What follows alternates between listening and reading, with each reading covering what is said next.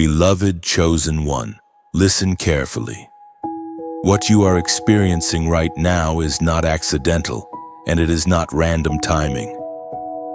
Someone leaving your life forever is not a punishment. It is a divine separation initiated by heaven itself. You may have felt the shift before it happened. A subtle unease, a growing distance, a quiet knowing deep in your spirit that something was coming to an end. You tried to rationalize it. You prayed for clarity. You hoped it would pass. But now the door has closed and you are standing in the aftermath, wondering why it hurt so deeply if it was God's will. Here is the truth, you must hear this. Separation is not evidence of failure. It is proof of movement. You are not being pushed backward. You are being escorted forward. Heaven does not remove without reason. God does not subtract without intention. When someone exits your life permanently, it is because they were never meant to walk into the next season with you. And that realization alone can feel like a wound because your heart remembers what your destiny has already outgrown. You were chosen not to blend in, but to move ahead. And when God moves you, alignment becomes non-negotiable. Some people are only assigned to earlier chapters. They are not villains, but they are not companions for the journey ahead. Still, the pain feels real because you loved sincerely. You invested deeply. You carried more than your share, hoping loyalty could override destiny. But listen, love does not require self-betrayal, and heaven will not allow you to keep carrying what slows your obedience. This is where many chosen ones struggle. You think if something was divinely orchestrated, it wouldn't hurt this much. But separation often hurts precisely because it is holy. It cuts between soul and spirit. It exposes attachments you didn't realize had become anchors. And God, in His mercy, will break an anchor even when it feels like breaking your heart because He sees the storm ahead that you cannot yet see. You are not abandoned. You are redirected. There is a reason the separation feels final. Not paused, not distant, final. Heaven is making it clear because ambiguity would tempt you to turn back. And you cannot turn back, not now. You have crossed a threshold. You have outgrown environments, conversations, and relationships that once felt safe. What once comforted you would now confine you.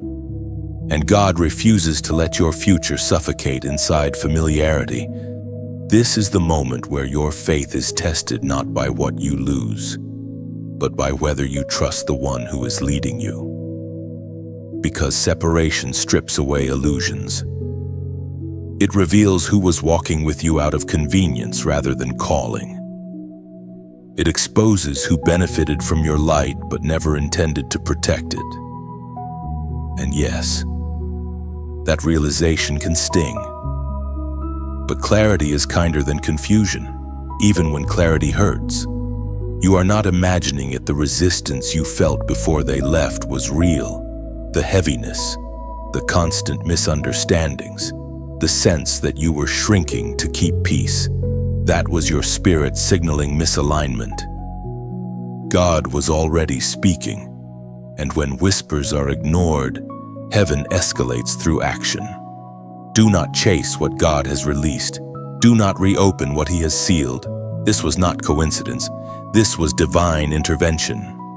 Right now, you may be tempted to replay conversations, to wonder what you could have said differently, to question whether you acted too strongly or too slowly. But hear this clearly: if it was truly meant to continue, it would not have required you to betray your becoming. What is divinely aligned does not demand you abandon yourself. You are entering a season where obedience matters more than explanation. Some people will never understand why they were left behind, and you are not required to make them understand. Heaven is not obligated to consult human comfort before executing divine order. This separation is also a line of protection. What left could not survive where you are going, and if it had stayed, it would have delayed you, drained you or damaged what God is building through you. Sometimes God removes people not because they are bad, but because the enemy would eventually use proximity to gain access. Mercy often looks like loss at first. You are allowed to grieve, even chosen ones grieve. Jesus himself wept at what he knew he would overcome. Grief does not mean doubt, it means you are human. But do not confuse grief with regret. You did not make a mistake by letting go. Heaven would not have allowed it if it wasn't necessary. As the Spirit speaks through the prophet Isaiah, chapter 43, verse 18. Forget the former things. Do not dwell on the past. That is not a command to erase memory. It is an invitation to release attachment. God is not asking you to deny what was. He is asking you not to live there anymore, because what is ahead of you requires full presence, not backward longing. Chosen one.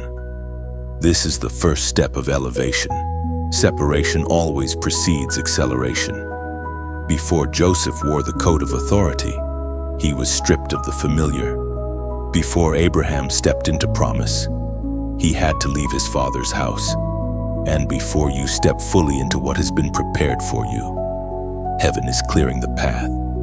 Do not do it. Do not go back, no matter the price. What you are losing now is not greater than what you are about to gain. Stay aligned. Stay obedient. Stay forward. If this message confirms what your spirit already knew, take a moment now like this message.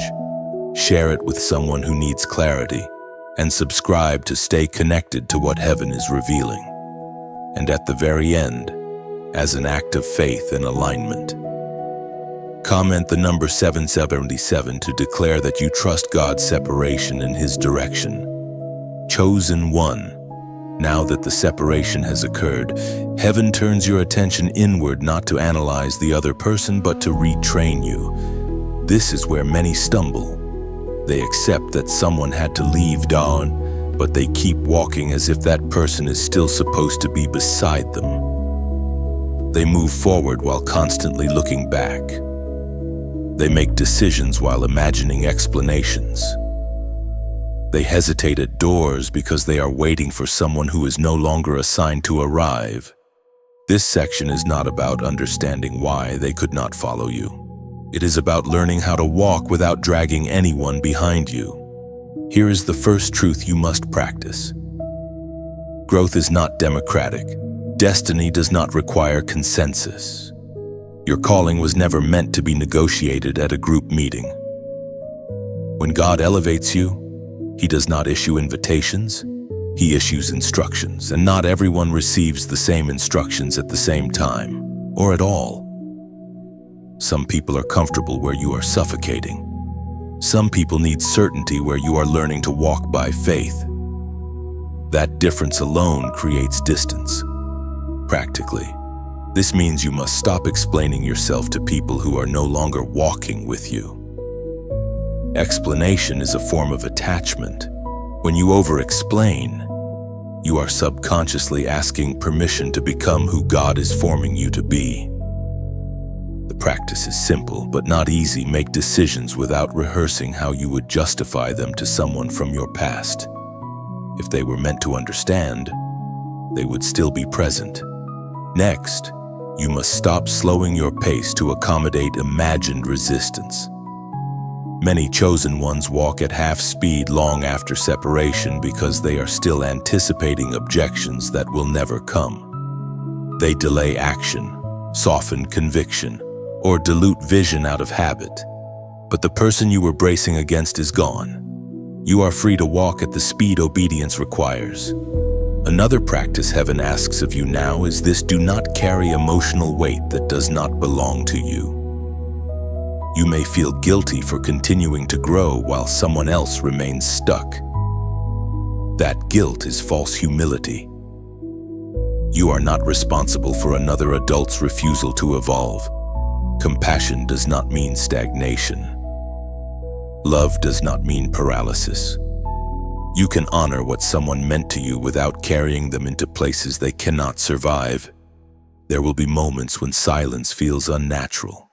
You are used to processing out loud, checking in, sharing progress, or being witnessed by that person.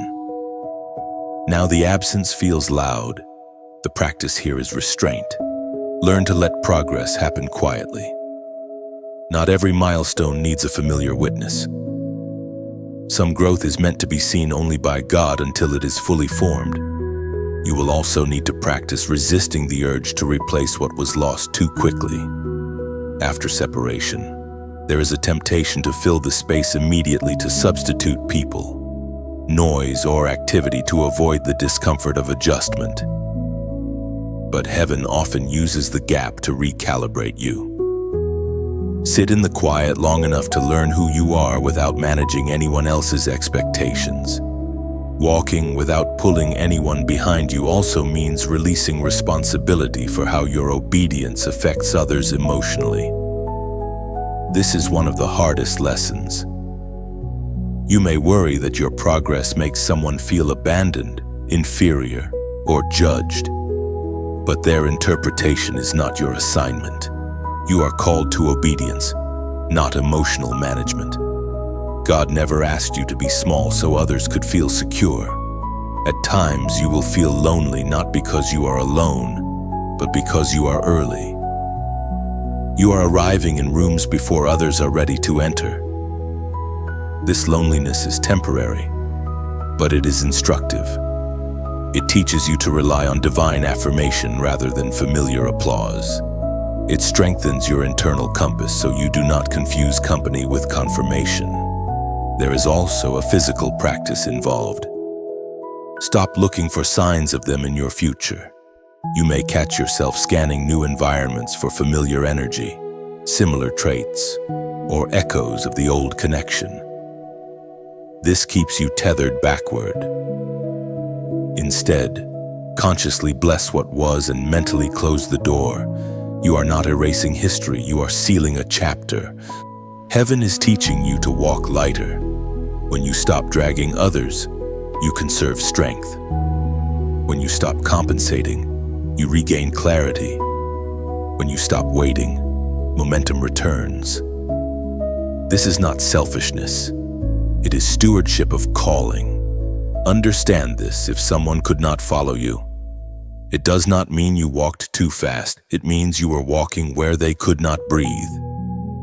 And no amount of slowing down would have changed that.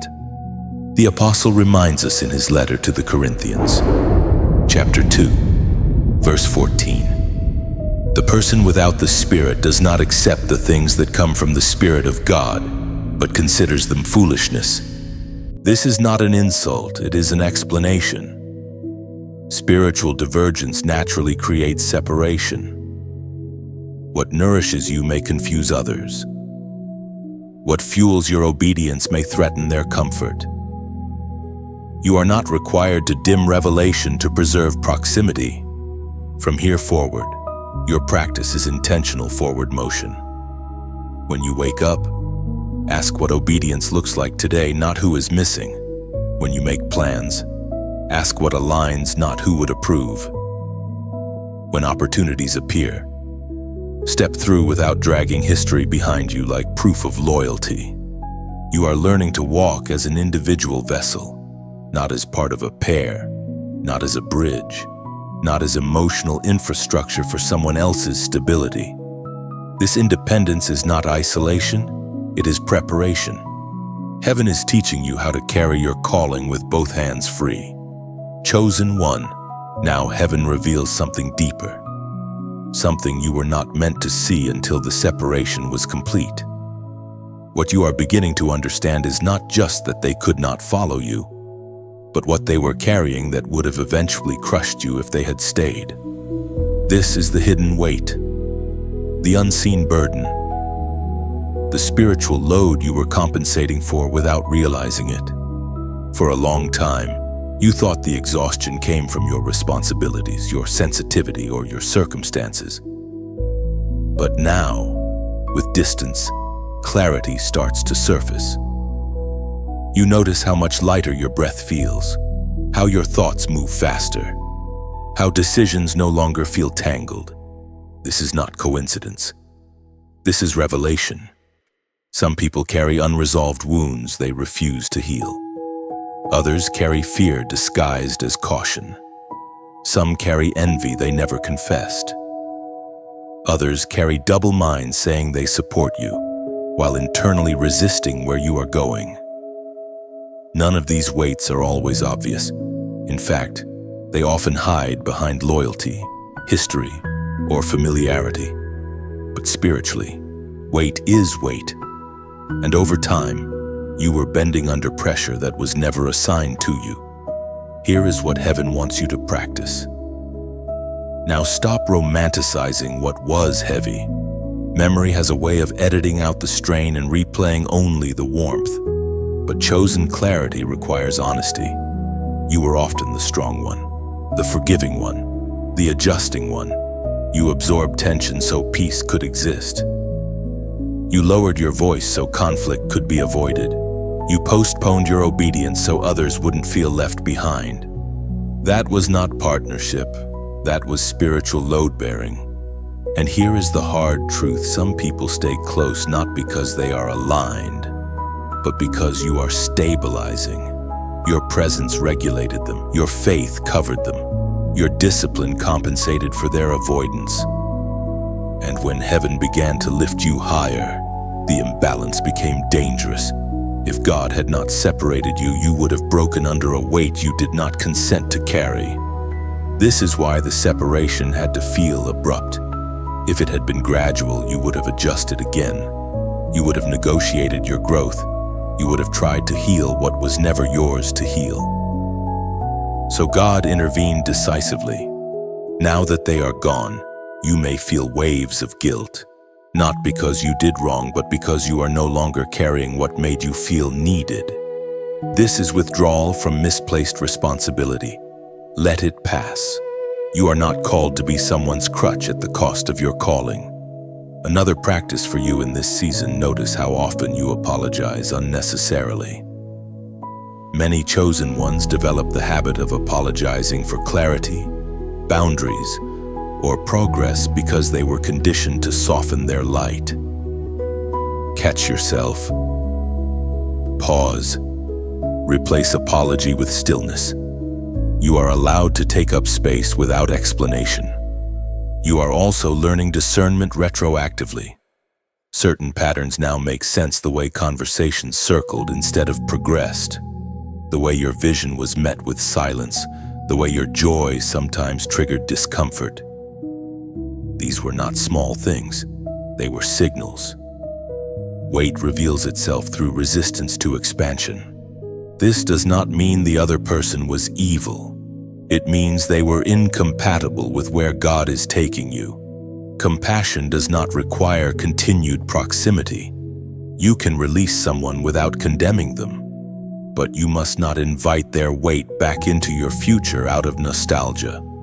Understand this clearly: weight delays acceleration. In the spirit, altitude requires release. This is why climbers discard gear as they ascend. What was useful at lower levels becomes dangerous higher up. God is not punishing you by removing weight. He is preparing you to soar. There is also a warning here: do not replace old weight with new weight out of loneliness. In this next season, you must be selective. Pay attention to how people respond to your growth. Do they celebrate it or tolerate it? Do they pray for you or compete with you? Do they feel inspired or threatened? Alignment feels light even when it is challenging. The Word of God explains this principle clearly. We find in the book of Hebrews, chapter 12, verse 1, "Let us throw off everything that hinders and the sin that so easily entangles." Notice it says everything that hinders, not just sin. Some hindrances look harmless. Some are emotional. Some are relational. Some are familiar. But heaven calls you to run unencumbered. You cannot run free while dragging invisible weight behind you. Now comes the moment of response, not as performance but as alignment. At the end of this message, you are invited to comment a short declaration under 4 words. Not for the algorithm, for your own clarity. The phrase is, I release weight. When you type this, you are not rejecting people, you are releasing burdens. You are acknowledging that what slowed you is no longer yours to carry. You are signaling readiness to move forward lighter, clearer, and stronger. This declaration matters because words seal transitions. You have already felt the shift internally. This is simply the outward confirmation that you agree with what heaven has done. Chosen one, you are not weaker without them. You are clearer, and clarity is strength. The path ahead requires agility, speed, and spiritual focus. You have been unburdened for a reason. Carry only what God assigns, nothing more. Chosen one, now heaven invites you to reinterpret the pain not as damage, but as defense. What you felt as loss was actually restraint being lifted. What felt like abandonment was, in truth, divine protection stepping in at the last possible moment. This is where perspective changes everything, because once you see the separation correctly, the wound stops bleeding and begins instructing. You must understand this: God does not wait until destruction happens to intervene. He removes before corruption spreads. He separates before contamination settles in, and he closes doors before traps are fully sprung. What you experienced was not heaven being late, it was heaven being precise. There were things forming behind the scenes that you were not meant to face while carrying extra weight. Conversations that would have turned poisonous. Loyalties that would have fractured under pressure. Influence that would have quietly redirected your focus. You sensed fragments of its subtle discomfort, internal hesitation, but you could not fully articulate it because love and familiarity blurred your discernment. So God stepped in where emotion made clarity difficult. This is why the separation hurt more than expected. Protection often feels violent to the soul because it interrupts attachment. But interruption is sometimes the only way to save what is sacred. And you are sacred. Heaven saw what you could not afford to see yet. It saw how prolonged exposure would have normalized compromise, how small concessions would have accumulated, how your boundaries would have thinned over time, not through rebellion, but through exhaustion. And God refuses to let weariness become your downfall. You were being guarded. There is a reason the removal happened when it did not earlier, not later. Too early, and you would have doubted God. Too late, and you would have blamed yourself. But now, in this exact moment, you are able to look back and see the signs without being consumed by them. That is mercy. Many chosen ones mistake peace for safety. But peace that requires silence of conviction is not peace, it is sedation. God disrupted that false calm because your spirit was falling asleep in a place you were meant to pass through, not settle in. And if he had not acted, you might have stayed too long. Protection also explains why reconciliation was not an option. You prayed for resolution, understanding, even closure. But heaven denied it, not out of cruelty, but because reopening dialogue would have reopened access. And some access must be revoked permanently to preserve the assignment. You are not cruel for moving on. You are obedient. Another layer of protection lies in what did not happen. Consider the arguments that never escalated, the betrayals that never fully manifested, the confusion that never reached its peak. These absences are not accidents. They are evidence of divine containment. God shut it down before it could define you. And now, with distance, you are beginning to recognize how much restraint you were exercising daily, how often you were editing yourself, how frequently you chose peace over truth. That was not balance, that was self-erasure. Protection restores your full voice. You may still feel moments of grief. That does not contradict protection. Even surgeons cause pain when removing infection. Healing is rarely painless, but it is always purposeful. Trust the process that spared you future devastation. There is also a sobering truth here. If God had allowed that connection to continue, it would have eventually turned against you, not necessarily through malice, but through misalignment. What cannot grow with you will eventually resent your growth. Heaven removed the proximity before resentment could take root. This is why you must stop asking. What if is the language of paths God already blocked. Those roads were closed because they led to versions of yourself you were never meant to become: smaller, quieter, compromised. Now you are standing in a cleared space. It may feel exposed, but it is also purified. Nothing hidden, nothing pulling at your edges, nothing demanding loyalty at the cost of truth. That clarity is protection continuing its work. The writings of David remind us in the Psalms, chapter 121, verse 7. The Lord shall preserve you from all evil. He shall preserve your soul. Not just your body, not just your reputation, but your soul, your inner life, your discernment, your sensitivity to God's voice.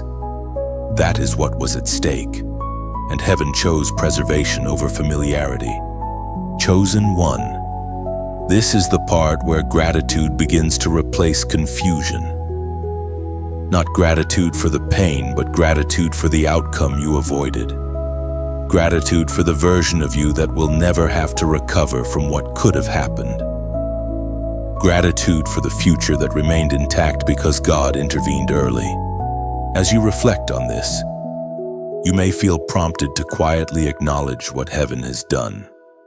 If this message has helped you see the protection where you once saw only pain, you might consider expressing that alignment in a simple way by supporting this message, sharing it with someone who is still confused about a separation, or staying connected so you can continue receiving what is being revealed. Not out of obligation, but out of resonance. Protection does not always feel gentle, but it is always faithful. You are still here, still clear, still called. That alone tells the story. Chosen one. Now you are standing in the silence that followed the separation. Not the awkward quiet of avoidance, but the sacred stillness that heaven creates after something significant has been removed. This silence may feel unfamiliar, even unsettling, because for so long your inner world was filled with someone else's voice, expectations, emotions, and reactions. Now that noise is gone, and in its place is space. Do not rush to fill it. This silence is not emptiness, it is invitation. Many people fear silence because it exposes what distraction once concealed. But for you, this quiet is intentional. Heaven has slowed the external volume so you can finally hear what has been speaking within you all along. You are not being ignored by God. You are being positioned to listen more clearly than ever before. At first, the silence may amplify grief. You may notice memories surfacing unexpectedly, moments replaying without warning, questions arriving late at night when the world goes still. This is not regression, it is processing. When motion stops, truth rises. Allow it. Do not judge yourself for missing what is gone while knowing it could not stay. Both can coexist. In this quiet, you are learning to sit with yourself without performing, fixing, or supporting anyone else. That is a new discipline. You are used to responding, reacting, carrying emotional weight. Now, there is no one demanding immediate output. And that can feel disorienting because your value was once measured by how much you held together. But heaven is recalibrating that measure. This silence teaches you that your worth is not tied to usefulness. You do not need to be needed to be chosen. You do not need constant interaction to be significant. God is reintroducing you to yourself unburdened, unfiltered, and unassigned to anyone else's stability. You may notice that your prayers are changing, less frantic, less explanatory, more honest, more direct. In silence, performance fades. There is no one to impress, no one to convince, just you and God, and that is where alignment deepens. There will also be moments when the silence feels heavy, almost like waiting. That is because you are between instructions. Heaven often quiets the environment before issuing new direction. Noise creates confusion. Stillness creates clarity. Resist the urge to interpret the pause as delay. Preparation often looks like inactivity from the outside. This is also where discernment sharpens. Without constant relational interference, you begin to notice subtle nudges again. Your intuition strengthens. Your sensitivity returns. Things that once felt confusing now feel obvious. That is not coincidence, it is the fruit of silence. Be mindful here, the enemy often tries to invade silence with doubt. Thoughts like, what if you made a mistake, or what if this is all there is, may surface. These are not revelations, they are intrusions. Silence exposes them so they can be dismissed, not believed. Let them pass through without attaching meaning. In this quiet season, heaven is also healing your nervous system. You were more stressed than you realized. Constant emotional vigilance takes a toll. Always anticipating reactions. Always managing tone. Always preparing for misunderstanding. Now, your body is learning what safety feels like again. Rest is becoming possible. Breath is becoming deeper. Sleep is becoming more honest. Do not underestimate this restoration. A regulated spirit hears God more clearly. You may feel less urgency to speak, explain, or prove. That is maturity forming. Silence is teaching you restraint. Not everything needs a response. Not every thought needs to be shared. Wisdom grows in quiet soil, and then almost without warning you will notice moments of peace emerging. Not the loud, celebratory kind. The steady kind, the kind that holds you when nothing external has changed. That peace is a signal. It means alignment is taking root. We are reminded through the writings of David in the Psalms, chapter 46, verse 10, "Be still and know that I am God." Notice the order. Stillness comes before knowing, not striving, not explaining. Stillness. This is where certainty is rebuilt not through answers, but through presence. Now comes a small but meaningful act of participation. Not because heaven requires it, but because marking moments helps the soul recognize transitions. At the end of this message, you are invited to comment a number as a sign of agreement with this quiet season of alignment. The number is 777. This number represents spiritual completion and divine order. When you comment it, you are acknowledging that the silence is purposeful, that the separation was intentional, and that you trust what God is forming in the quiet. It is not superstition. It is symbolism, an outward marker of inward consent. Chosen one, do not fear the silence. It is not a void, it is a womb.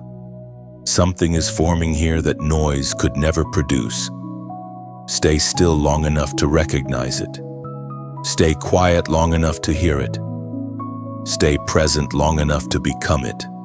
The next movement will come, but first, let the silence finish its work. Chosen one. Now heaven brings you into a sacred pattern that has unfolded before one that reveals why removal always precedes fulfillment.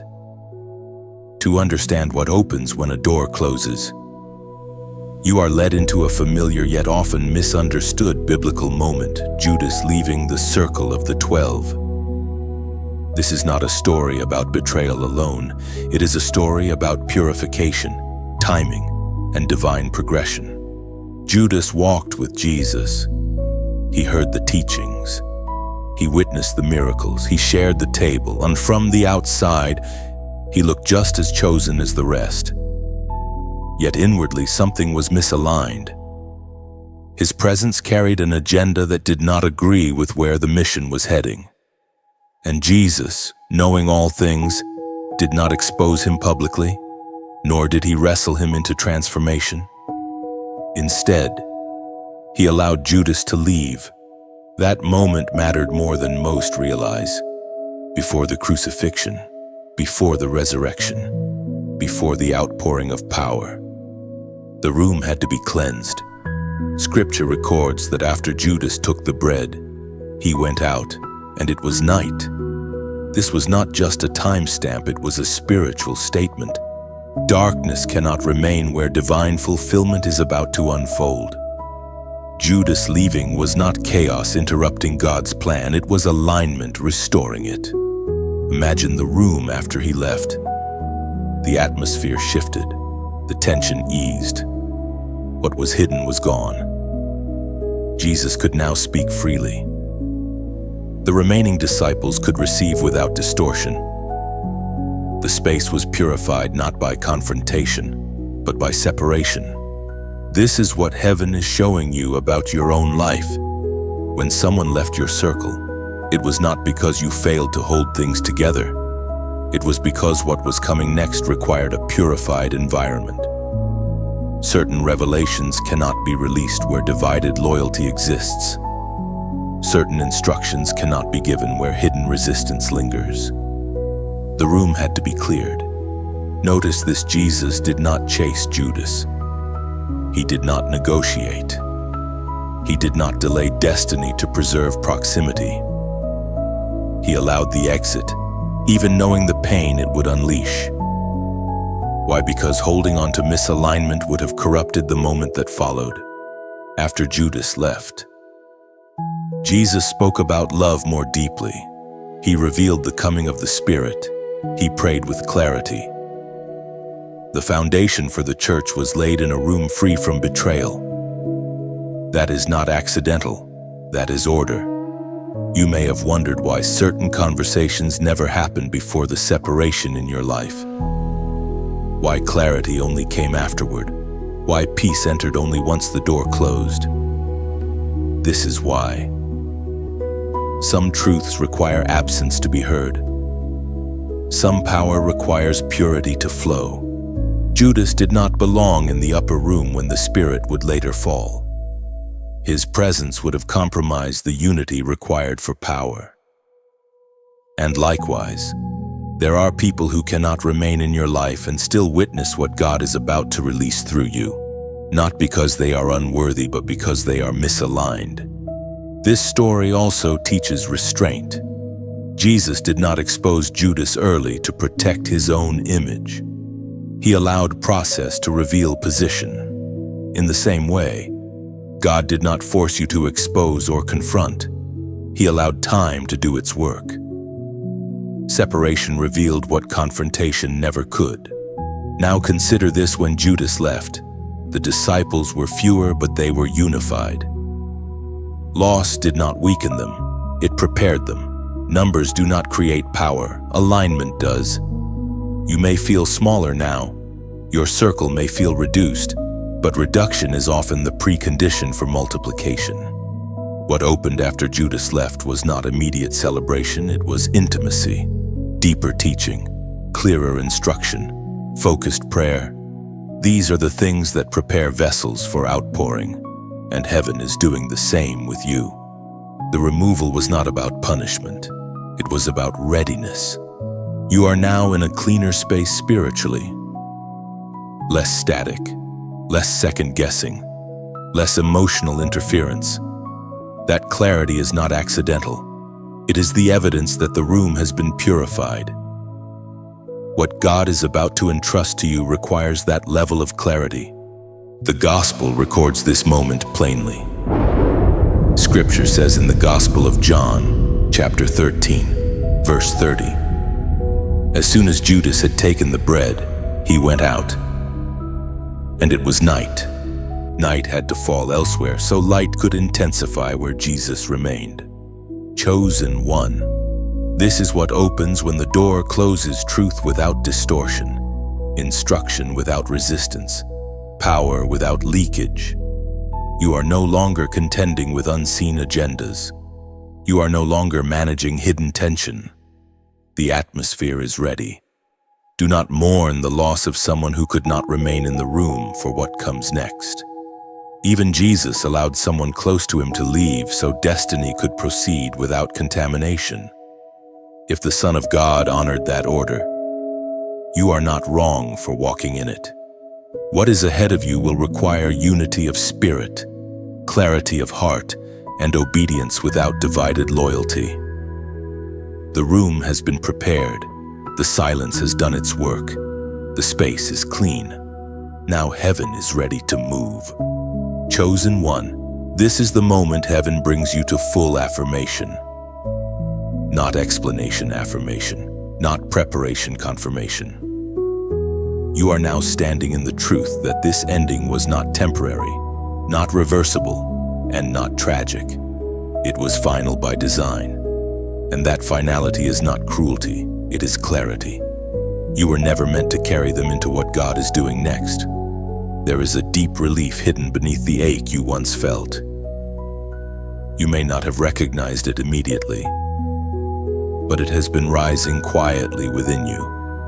It is the relief of no longer compensating, no longer adjusting your calling to fit another person's limitations, no longer carrying emotional, spiritual, or psychological weight that was never assigned to you. Heaven has returned your hands to you empty, free, and ready. This is where many chosen ones hesitate. You fear that accepting the finality means you never cared. But acceptance does not erase love, it redeems it. It places love in the correct season. You are not dishonoring the past by releasing it. You are honoring the future God entrusted to you. Finality is a gift. It closes doors the enemy would use to pull you backward. It ends cycles that drain momentum. It silences internal debates that waste strength. And most importantly, it frees your spirit from divided loyalty. You no longer have to wonder if you should check on them, explain yourself, or leave space for their return. Heaven has already answered that question. You were never meant to be the bridge between where they were and where you are going. This realization may bring a moment of sorrow, not because you want them back, but because you finally see how much you were carrying. You see how often you minimized yourself, how frequently you delayed obedience, how subtly you learned to survive instead of expand. That awareness can sting, but it also heals, because what you see clearly, you no longer repeat. Now you are stepping into an identity shift. You are no longer the one who holds things together for everyone else.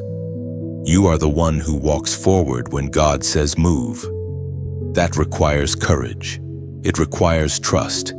And it requires the willingness to be misunderstood by those who only knew the earlier version of you. Some people will always remember you as who you were when you were accessible, accommodating, and overextended.